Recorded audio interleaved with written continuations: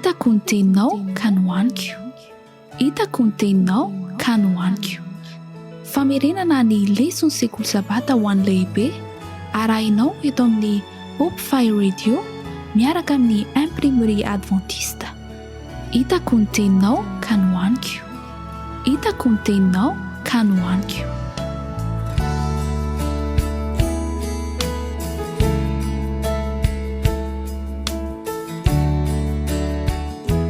Faly miarabitsika rehetra indray ry mpiara-mianatra malala manaraka ny famerenana ny lesona sekoly sabata eto amin'ny Hope Fire Radio, ilay onjam-peo manandratra fanantenana.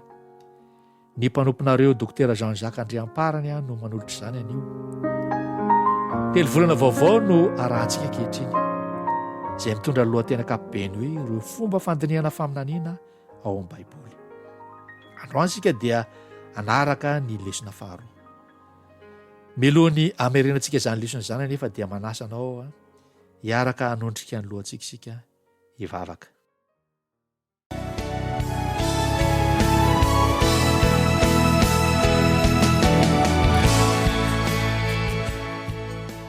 Ry rainay masina tsara indray izay any an-danitro, misaotranao izahay nomenao izao fotoana izao amerenana indray ny lesona sarobidy izay nianaranay nandritra ny enena. Lehibe tokoa ny fitiavana sy ny fikarakarana nataonao anay nandritra ny herinandro lasa iny, ary nomenao izao sabatanao masina izao izahay ankalaza sy hanome voninahitra ny anaranao.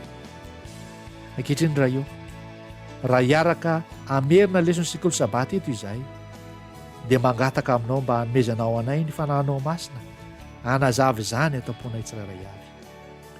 Tahinao manokana ity namako mpiara-mianatra amiko ity amin'ny fiainany rehetra, ary mangataka aho fenoy ny fahasoavanao mahagaga izy izay mihaino izao onjam-peo izao. Mangataka koa Tompo mba hasaroana ny famindraponao izay tsirairay avy noho ndray fahotana izay efitra mampisaraka anay aminao, izay fonanay aminao izany Jesosy. Fa tononona izao vavaka izao noho ny anaran'i Jesosy. Amen.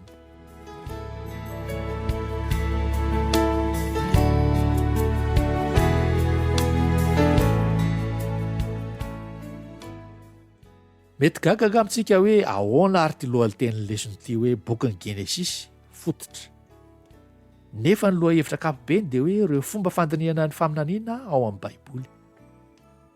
Tiany mpanoratra ny lesona anana fototra tsara sika eo mpamakina n'ireny bokin'ny faminaniana ireny, toy ny bokin'ny Apokalipsy sy ny bokin'ny Daniela ohatra.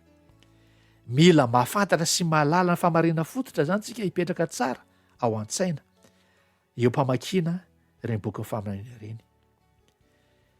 Ny ankamaroan'ny fandaharam-pianarana any amin'ny oniversite matetika dia manomboka amin'ny taranja ankapobeny, mena laharana hoe 101 izy ireny. Ary io taranja ankapobeny io dia mahafoaka ireo foto-kevitra ankapobeny izay manan-danja, izay ho fototra hiaingan'ny fianarana lalindalina kokoa arakaraka ny rosoana ao anatin'ilay taranja izay ianarana. Dia toy izany ihany koa rehefa mamaky ny Baiboly manontolo isika dia ahita fa manana taranja ankapobeny Andriamanitra ao amin'ny bokin'ny Genesisy, izay ampidiran'Andriamanitra hevitra hodiniantsika amin'ny antsipiriany kokoa manerana ny Baiboly manontolo.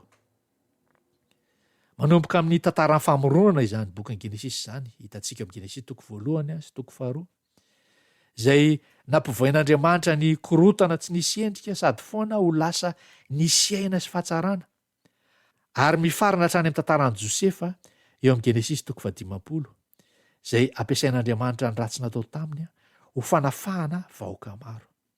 Raha tsorina izany dia maneho ny drafitr'Andriamanitra ho famonjena antsika ny bokin'ny Genesisy manontolo. Eo fovoan'ity boky ity, izany hoe ny hevom-besatra zany no ahitana ilay tantara malaza mampihetsi-po antsoina hoe Akeda, na ny famatorana an Isaka, izay manambara ireo foto-kevitra manan-danja ao amin'ny drafitr'Andriamanitra aseho amin'ny Genesisy toko 2 zany ny 1 ka hatramin'ny 20. Amin'ity lesona amin'ity herinandro ity isika dia andinika ireo loha-hevitra isan-karazany amin'izay drafitr'Andriamanitra ho famonjenantsika izay, arak'izay aseho amin'ity tantara mampihetsi-po ny amin'ny Akeda ity, na ilay famatorana an Isaka. Izara telo ny lesintsika androany ry mpiara-mianatra malala.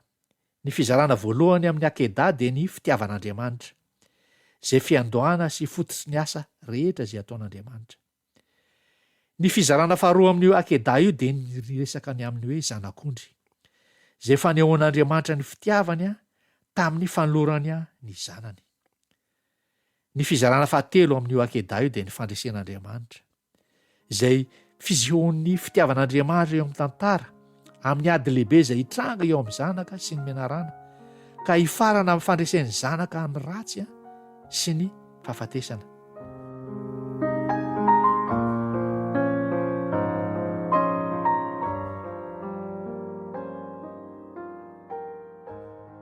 Mialohan'ny hidirantsika amin'ireo loha hevitra ireo dia tsara angamba andeha hojerentsika hoe inona moa ty teny hoe akeda ty. Teny Hebreo izy io izay midika hoe famatorana ny dikany. Akeda etzak, izay ny teny Hebreo ampiasaina eto, izay manokana ny famatoran'ny Abrahama ny Isaka teo am-pimoanana an'olotra azy ho fanatitra, araka ny tantara ao amin'ny Genesis 22:1-20. Resaka amin'ny fizarana voalohany amin'ity lesona ity antsika dia hoe ny fitiavan'Andriamanitra. Tsy ahita-karana tanteraka izany fitiavan'Andriamanitra izany satria tsy takatry ny saina, ny sakany, ny lavany, ny aviny, ny alaliny. Tsy takatry ny saina ny alala zany, ny alfantatra izany fitiavan'i Kristy izany izay mihoatra noho ny fahalalana rehetra. Zava-dehibe no ahitana eto ry mpiara-mianatra malala fa ao amin'ny Baiboly manontolo ny voalohany ampiasana ny matoan-teny Hebreo hoe Ahab na hoe ty, dia eto amin'ity teny milaza ny fitiavan'ny ray eto ity, amin'ny fitiavan'ny Abrahama ny Isaka zanany zany. Izao ny voalaza amin'ny Genesis 22:2 hoe aroa izy, eto ny zanakao, ny lahy tokanao izay tianao, dia Isaka ka makanesany amin'ny tany Moria, ary atero any izy ho fanatitra dorana ao amin'ny tendrombohitra anankiray izay ho lazaiko aminao. Ilay hoe tianao eto dia ny voambolana nampiasaina amin'ny teny Hebreo amin'io dia hoe Ahab. Eo amin'izay fitiavana manokana nanany Abrahama ho an'ny zanany tokana izay, teo no nitsapahana sy nampiariary ny fitiavan'ny Abrahama an'Andriamanitra. Izao ihany koa ny tsara marihana ry mpiara-mianatra malala, fa tsy ny fitiavan'ny Abrahama an'Andriamanitra ihany no naseho teto, fa naseho tamin'ny Abrahama koa ny fitiavan'Andriamanitra. Nisy lesona lehibe izay noraisin'ny Abrahama teto. Takatry Abrahama ny alaliny sy ny alehibe ny fitiavan'Andriamanitra. Izao ny fanambaran'ny mpanoratra iray ao amin'ny boky izay nisoratana eo amin'ny hoe Patriarika sy Mpaminany, pejy 730 manao hoe nandidany Abrahama Andriamanitra mba hamonany Isaka zanany, satria tia ny hifindra ao an-tsain'ny Abrahama ny zava-misy marina amin'ny filazantsara, sady hanandramana ny finoany. Ilay fanantainana lalina ny ainan'ny Abrahama tamin'ny andro no nampakitakitaka dia nataon'Andriamanitra hatakarany amin'ny tenany ihany koa ny alehibe ny fanatitra nataon'Andriamanitra tsy manapetra ho famonjena ny olombelona rehetra. Inona tsony no porofo matanjaka kokoa amin'ny fitiavana sy ny fampitrapon'Andriamanitra tsy manapetra? Tsy men'Andriamanitra fanazavana ara-pilozofia na ara-teolojia momba ny fitiavany Abrahama, fa nomeny traikefa kosa ny ainany manokana amin'ny ambaratonga voafetra izay niainan'Andriamanitra amin'ny ahaviny tsy manapetra. Ilay fitoviana teo amin'ny Abrahama sy Andriamanitra, izay samy nanolotra ny zanany tokana izay nitiaviny, dia aseho an'i Jaona eo amin'ny evanjeliny sy eo amin'ny epistiliny manao hoe Jaona 2:4 izay efa antsika tsenjery tsara hoe fa toy izao no nitiavan'Andriamanitra izao tontolo izao, nomeny ny zanany lahy tokana mba tsy ho very izay rehetra mino azy fa hanana fiainana mandrakizay. Ary koa amin'ny epistily eo amin'ny Jaona 1:5 manao hoe izao nanehoana ny fitiavan'Andriamanitra antsika, Andriamanitra naniraka ny zanany lahy tokana tamin'izao tontolo izao mba havelona antsika amin'ny alalany.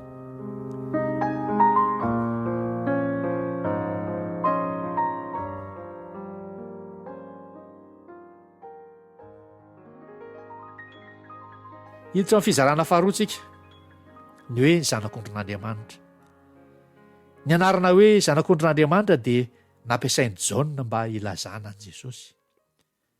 Izao ny voalaza ao amin'ny Jaona 1:1 fa 7 manao hoe ary noho ny ampitsony iny dia nahitan' Jesosy avy Jaona ka nanao hoe indro zanak'ondrin'Andriamanitra izay manaisotra ny fahotan'izao tontolo izao. Mahaliana sy manan-danja ihany koa ry havana ny mahita fa ny teny hoe zanak'ondry dia miseho voalohany eo amin'ny baiboly amin'ity tantarany akedaty mikasika ny fanatitra dorana. Zao no voalaza ao amin'ny dikateny diamo amin'ny Genesis 2:7 io. Dia hoy Isahaka hoe indreo ny vainafo sy ny kitay, fa iza kosa ny zanak'ondry atao sorona dorana manontolo.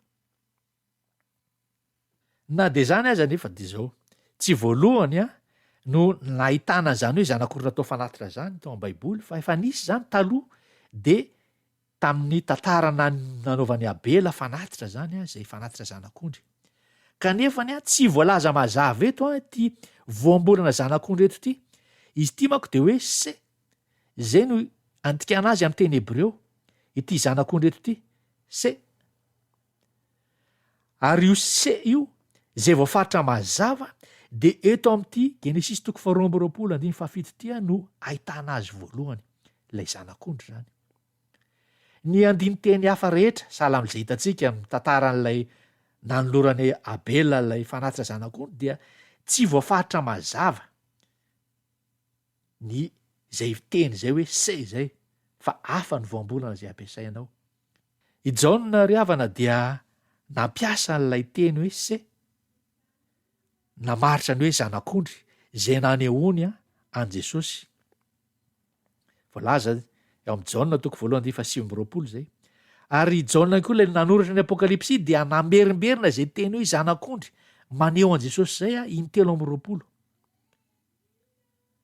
Ary Isaka ihany koa tamin'ilay fanontaniana zay nasehony hoe aiza ilay zanak'ondry, dia ilay dikateny zanak'ondry voalaza io dia ilay hoe se zay maneho mamaritra an Jesosy no tena heviny.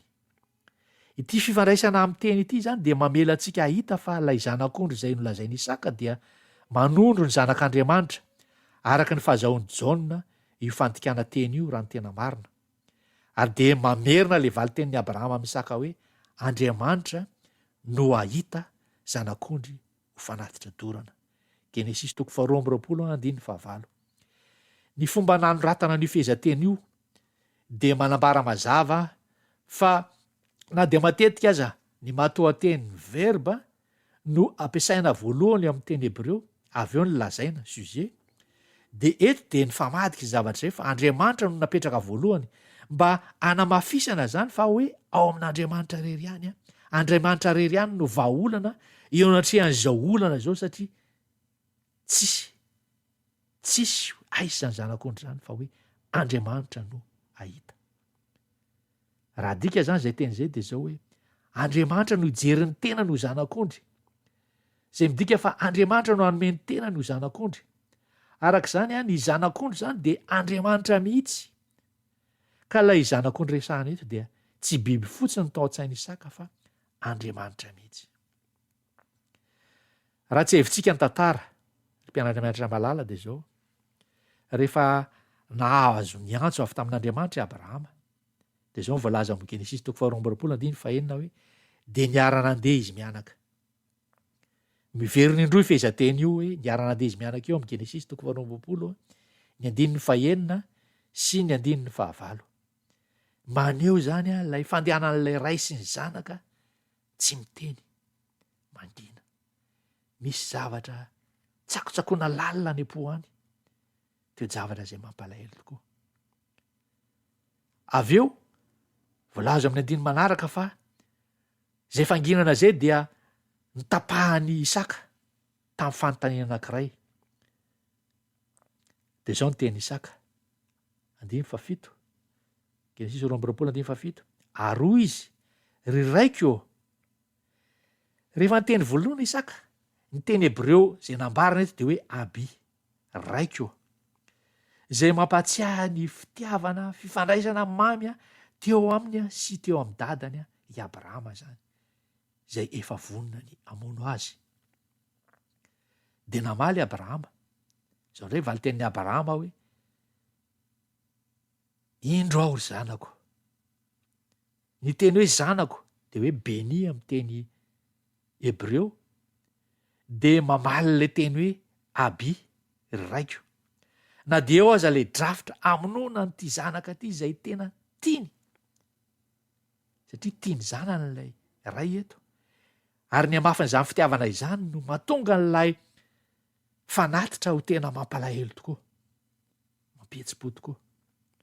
Ary de zao no tenin'ny Isaka indray tamin'ilay fanontaniana hoe indro ny afo sy ny kitay, fa aiza zay zanak'ondry ho an'ny fanatitra dorana.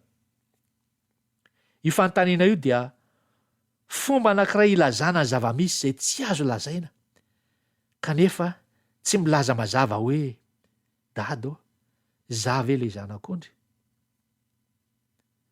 Mampieritreritra zany ry havana, ary mitarika ny saitsika fa tena fanoloran-tena goavana ty zavatra zay nandalovana izy mianaka zay hita eto ty.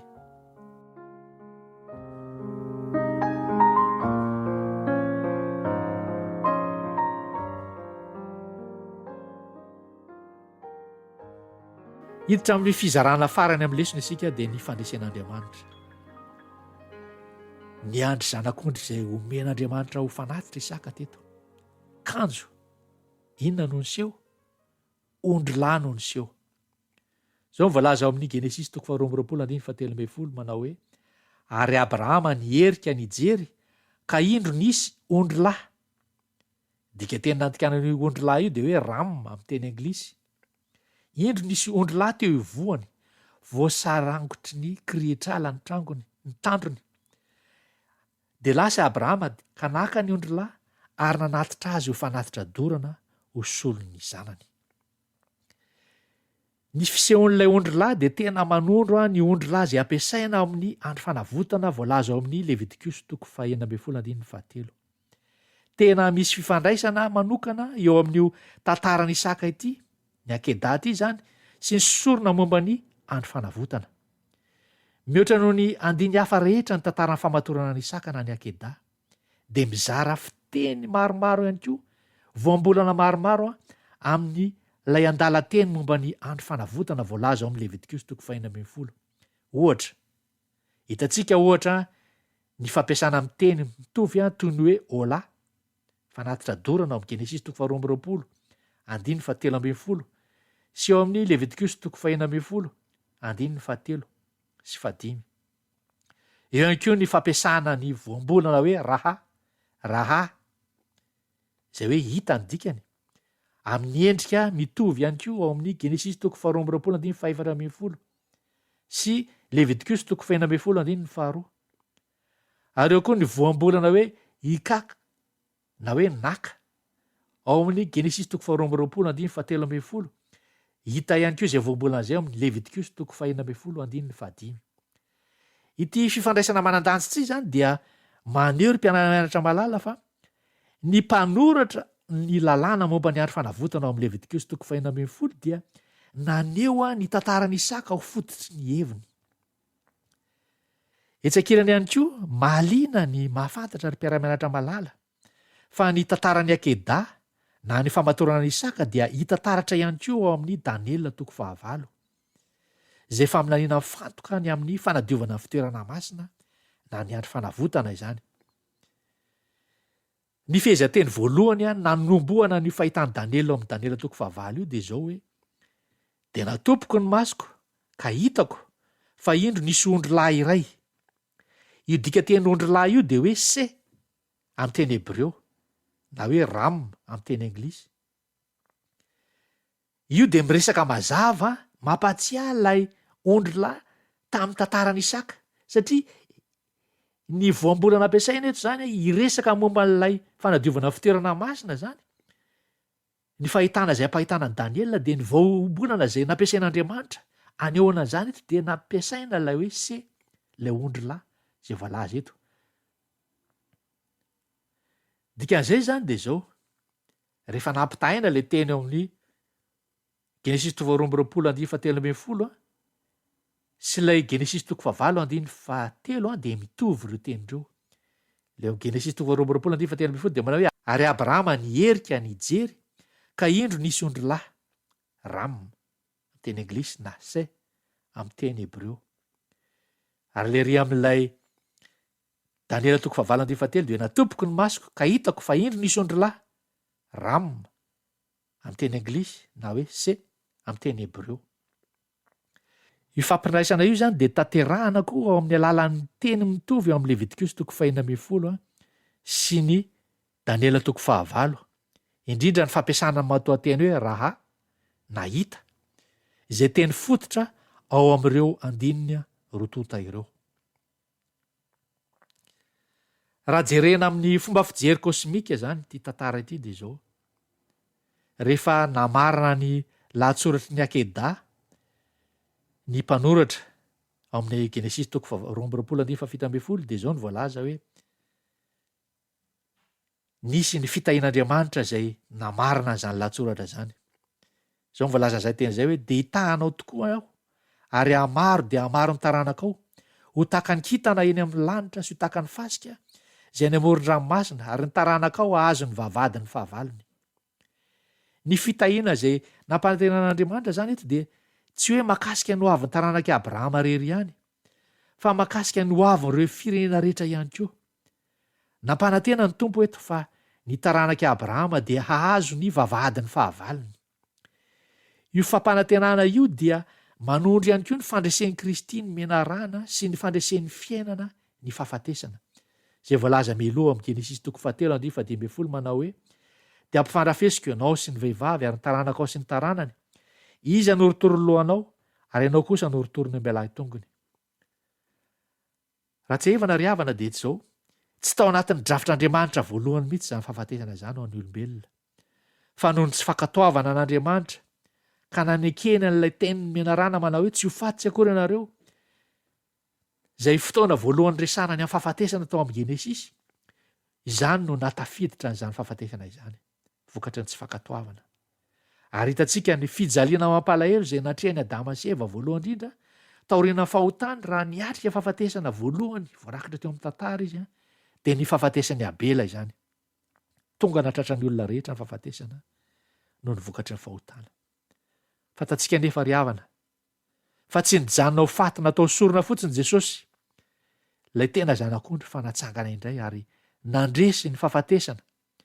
Izao ny voalaza amin'ny Apokalipsy 1:20 manao hoe dia ilay velona efa maty aho nefa indro velona mandrakizay sady manana fanalahidiny fahafatesana sy ny fiainatsita.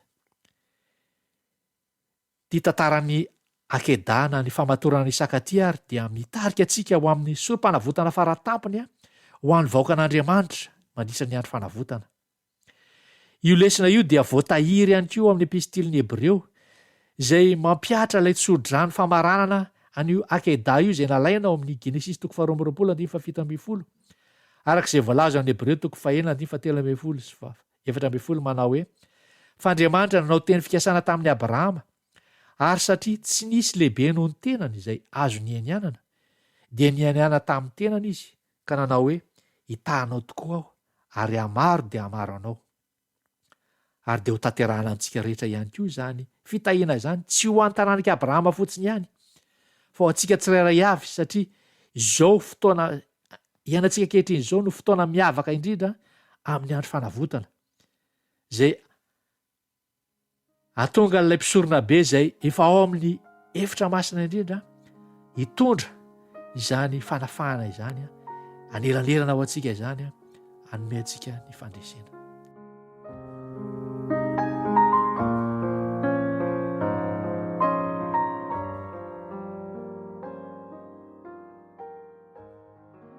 Raha fitiana izany lesintsika ry havana dia izao, voalohany indrindra mampianatra antsika ny tiavana an'Andriamanitra mihoatra noho ny zavatra rehetra ny lesona. Efa na dia ny olona tiany indrindra aza, fa ny tena napetraka dia izao hoe inona ny zavatra ananako ankehitriny izay tsy maintsy atolotra ho an'Andriamanitra ho sorona. Faharoa ihany koa dia izao hoe tsy takatry ny saina matetika ny antony andidian'Andriamanitra zavatra iray iseho eo amin'ny fiainantsika tsirairay avy. Kanefa mitaky finoana sy fankatoavana tanteraka Andriamanitra. I Abrahama dia tsy nahita akory izay ho avy, fa nankatoa fotsiny izy. mety tsy ho takantsika koa izay miseho amin'ny fiainantsika ankehitriny, fa rehefa aneoriana any dia mijeritsika dia ho fantatsika ny anton'ny zavatra rehetra. Fahatelo, Jesosy no ilay zanak'Andriamanitra. Isaka no mariky ny zanaka manolo tena, fa Jesosy no tena zanak'ondry natao sorona tena izy. Voavonjy Isaka tamin'ny antsy, fa Jesosy kosa navela ho voatsindro ny antsy, maty ho antsika na latsa-drà. Kanefa zao, tsy nijanona teo amin'ny fahafatesan'i Kristy ilay zanak'ondry ny tantara, fa natsangana indray Jesosy, ilay zanak'ondrin'Andriamanitra, nandresy ny fahafatesana izy mba hananantsika fandresena ihany koa. Famarana dia misy andalan-teny izay nitsongaina tao amin'ny patriarika sy mpaminany ity izay hovakiako. Teo amin'ny fotoana izay nakely ny finoan'i Abrahama, ny amin'ny teny fikasan'Andriamanitra dia ny apanga azy teo anatrehan'ny anjely, teo anatrehan'ny ray Satana, ka nilaza azy hoe tsy mendrika ny soa ateraky ny fanekena izay nitokaina izy. Noho izany dia neverin'Andriamanitra fa mety ny hitsapahana fatokin'ilay mpanompony indray eo anatrehan'izao rehetra izao, mba ho fanehoana mazava tsara ny planina famonjena eo anatrehan'ny mponina rehetra sy ho fanambarana ihany koa fa fankataovana feno ihany no azon'Andriamanitra ekena. Tsy nisy fizahan-toetra nampangirifiry mafy ny fon'i Abrahama toy ny fangatahana aminy nanolotra ny zanany ho fanatitra. Fa Andriamanitra rehefa nanolotra ny zanany ho amin'ny fahafahambaraka sy ny fahafatesana dia tsy mba namela na dia anjely ray akory aza isalovana toy izay efa natao tamin'ny Isaka. Tsy mba nisy feo nanao hoe aoka. Eny, mba ho fanavotana taranak'olombelona efa very dia nilain'ilay mpanjakan'ny mpanjakany nanolotra ny ainy ho fanatitra. Porofo lehibe toy inona indray izany no mbola ilaina ho mariky ny famindrapo sy ny fitiavan'Andriamanitra. Izy izay tsy niaro ny zanan'ilay tokana, fa natolony hamonjy antsika rehetra izy. Tsy omena antsika miaraka amin'ny mamaim-pona koa va ny zavatra rehetra. Mpandresitsika ry havana miaraka amin'ny Kristy. Andao hifikitra hiaraka aminy isan'andro isan'andro dia handray izany fandresena izany isika. Dia izay indray izany ny lesona izay ianarantsika teto tamin'ity herinandro ity. Hiaraka hivavaka isika.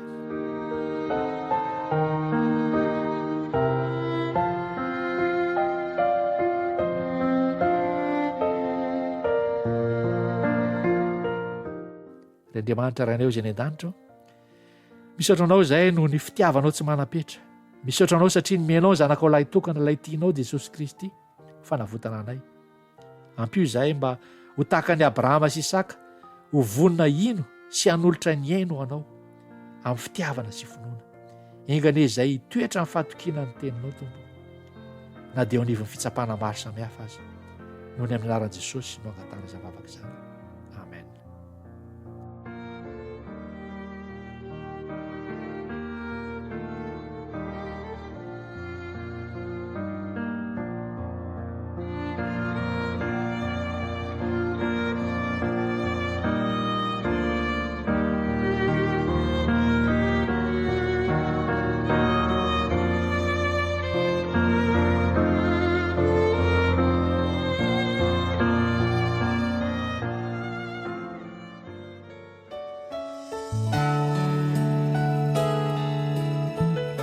Hitako ny teninao ka nohaniko. Hitako ny teninao ka nohaniko. Famerenana ny lesona sekoly sabata ho an'ny lehibe arahinao eto amin'ny Hope Fire Radio miaraka amin'ny Imprimerie Adventiste. Hitako ny teninao ka nohaniko. Hitako ny teninao ka nohaniko.